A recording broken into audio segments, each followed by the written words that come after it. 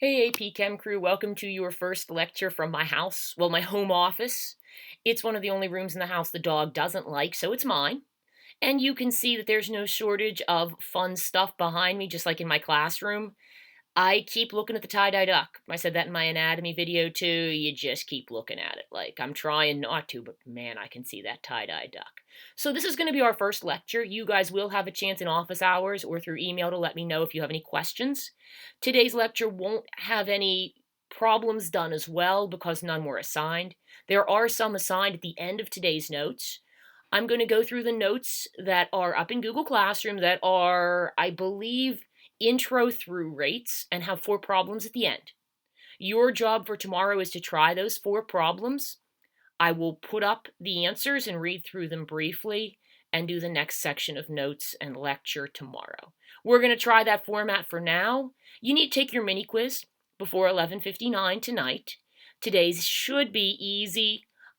You can Google your answers and you'll be able to use your materials from class for your mini quizzes, but you know from the ones you've taken in class that that always won't even help. Your sheets of comfort are posted in Google Classroom as well. It's just a link to a website. Please feel free, even if you're trying your mini quiz without materials, to go to that website and use it. Calculators are always legit. I'm not going to get picky like trying to see through my computer if you have a calculator or not. A lot of times that wouldn't make as much of a difference other than for your comfort in terms of what you know and what you don't. If you see me looking this way, I have a second computer with my notes up on it since I don't have my binder. I would just be looking down for that. So I'll be looking at that, and you can open your notes as well. I've typed everything for you. If you want to print them and include them in your binder, that's a great idea. Just like I said in class, I don't want to watch you write. I'll be putting up a blank packet and the notes section by section for you to do. If you want to try the practices on your own, shut my copy, go to your blank packet, and work them on a sheet of paper to see if you're getting the same answers I do. Sometimes I'll be posting some extra worked out problems for you too. And you are not required to do all of the chapter 14, 15, 16, 17 problems moving forward. I'm doing them 4 at a time, taking out some of the easiest, 4 or 5. There's a couple extras I've got. As far as the end of chapter stuff goes, you're going to get a review, which will act as your test. It's tough enough. It's going to be fine. Your mini quizzes are the same as always. 2 for a 3/5 success, 2 points, and none for not. There's not that much different. I am yet deciding if I want you to turn in the problems we're working on at the end. But we'll be doing them daily, so I'm not sure. We'll see how that's going. So your lecture for today. Some intro stuff.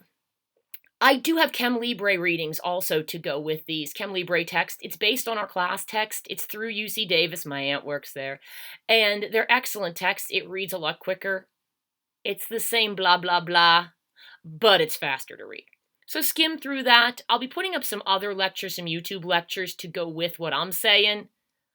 I don't know if I'm better or not. And you guys know by now, Khan Academy is fantastic, and you can always find resources on these that aren't me. So we're starting with reaction rate. Anytime you're talking about a rate, you're talking about how fast something's happening. Mechanisms are how, the step by step. Like, if I'm telling you I'm recording this, okay, I'm recording this.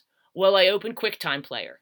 I hit record new video. There are steps, and that's what a reaction mechanism is. It's the steps by which a reaction occurs. In kinetics, measuring the speed of rate. If you did kinetics in physics, it has to do with speed and measurement also.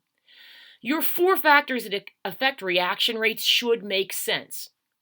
First one's physical state of the reaction, solid, liquid, gas. If you put 2 solids together, they aren't going to do much. They're going to sit there and be solids. But if you have an aqueous solution where molecules are colliding readily and regularly, you're going to get a faster reaction rate. So there's your listing. Remember, heterogeneous, not the same. If you have a solid and a liquid, and you have one big lump of solid, it's going to react more slowly than if you've broken the solid down into some components, into some pieces. Reaction concentration, if you've got more stuff, it's going to react better because more molecules can collide. All of these come back to kinetic molecular theory and your number and your rate of collision. Temperature increases collision rate because it increases molecular movement. This last one, a catalyst, number 4, presence of a catalyst just helps speed a reaction along. If you think of it, if you're trying to hang a sign, a big sign on a wall by yourself, it's rough. If a friend goes through and holds the sign while you put on the tape, that's your catalyst. Your friend doesn't quit after one. They go poster to poster and help you throughout. So that's going to be your reusable catalyst. And we'll see that later toward the end. The last lecture is catalyst. If you had me for organic chem, it's the same. The enzyme, the substrate, all of that stuff if you've done catalysts. And I feel like you may have done catalysts in AP Bio as well.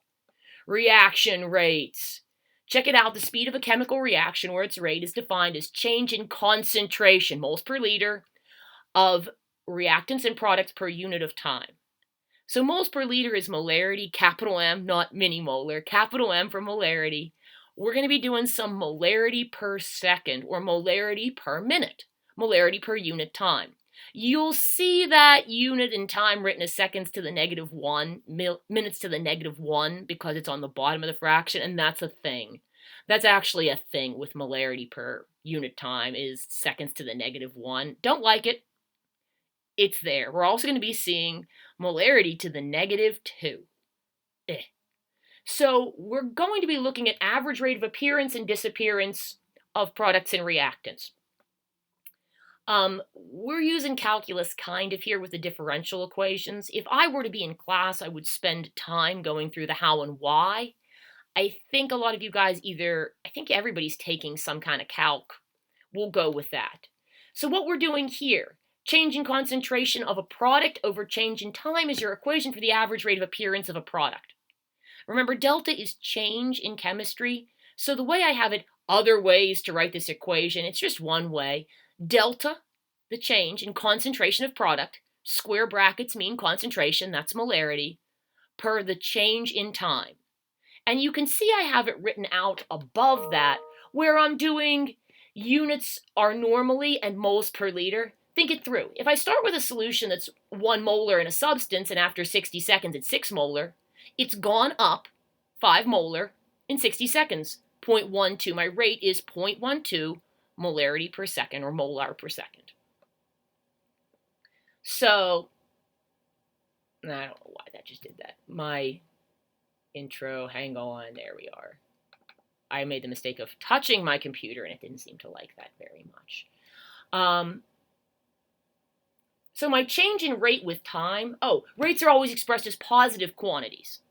So the equation for the average rate of disappearance of a product, if I'm specifying disappearance, I can use a negative sign to indicate, or I can say a positive rate of disappearance. It's like physics when you define what's positive and what's negative and it's whatever you want. I can use a negative rate, or I can say a positive rate of disappearance. Change in rate with time. As reactions proceed, rate usually goes down because you're running out of stuff. If I have more reactants colliding, I'm going to make more product faster, but as my concentrations decrease, my rate should increase as well because there's less to interact. Instantaneous rate is calculating slope from a graph.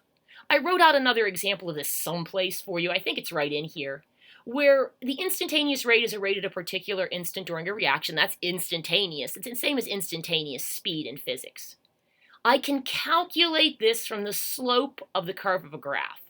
Got to be careful I'm not getting too wide of an area for the slope, but you can see I've used the triangles recommended in your example in your packet and calculated 2 instantaneous rates where I'm going rise over run.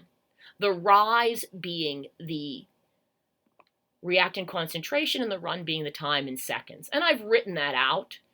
I did not write out my work for T2. I want you to try and to see what you get there.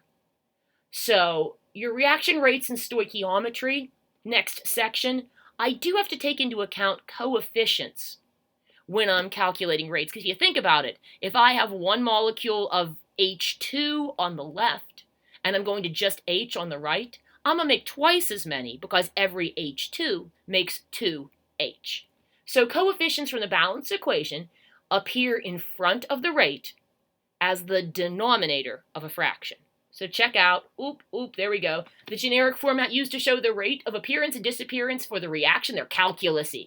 And I wrote it out for A, B, B. Sort of a standard example, you'll see that the Reactants are disappearing. I've used a negative sign, and I've used the coefficients as the denominator of the fraction. And I is making products. Products are always made. Again, my coefficients are my denominators, and I can write it out this way as a differential rate law, and you will need to do this. It's in the assignment for the end. If you look at my formatting on the practice, you'll see that I've used exactly that. Reactants are negative. Coefficients are denominators. Delta, change in concentration of the participant. I left out the state symbols. They're in the original one. We good. And then delta T is always on the bottom because it's always dependent on your change in time. So there you go. At the end, and that's it for the lecture for today, I have some assigned questions. I want you to try these for tomorrow. There are 4 of them. They don't have to be neat. I'm not collecting them right now. Give them a try. You can print them or you can just work on them on a sheet of paper. You can set them up as a notebook. I feel like I'd print them and then you'll have them. And again, I'll post the answers tomorrow and go through the answers. You're doing one where you're calculating some number of moles. Every time I do this problem, I miss the fact that it's in 100 milliliters, 0.1 liters, so make sure you count that in your molarity. We've got 21. Oh, we graphing. Cool, give it your best shot.